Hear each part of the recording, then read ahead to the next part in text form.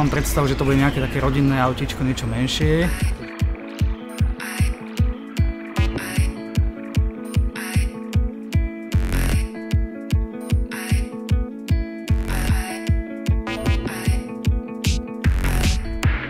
V těch porodnicích právě ty děti hned po narození jsou vozeny ve vozíčkách, které jsou prakticky stejné a někdy i horší než v nákupních střediscích, což jsme právě si řekli, že je absolutně nedůstojné.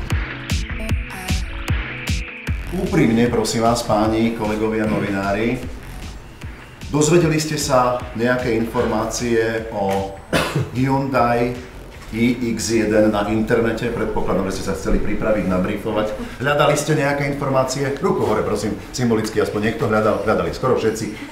Niektorí aj vyvolávali, mám informácie z prvej ruky, o čo vlastne ide.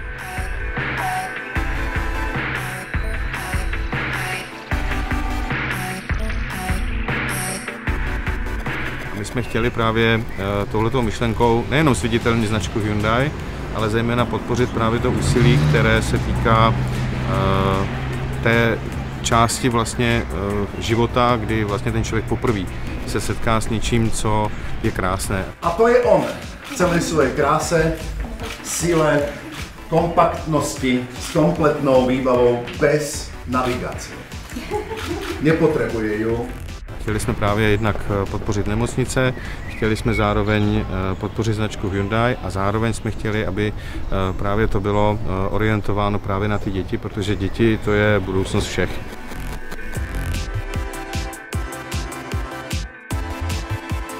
Tak som veľmi šťastná, že Hyundai má veľké srdce a nemyslel na tých veľkých vodičov, ale taktiež aj na tých malých a snaží sa ich uviesť do toho sveta čo najlepšie, aby sa cítili čo najpohodlnejšie.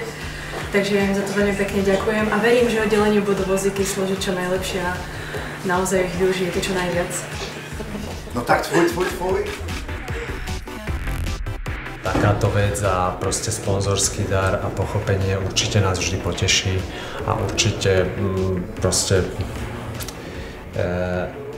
je paradoxné, že taký vozík, keby sme si chceli kúpiť, tak naozaj je veľmi drahý.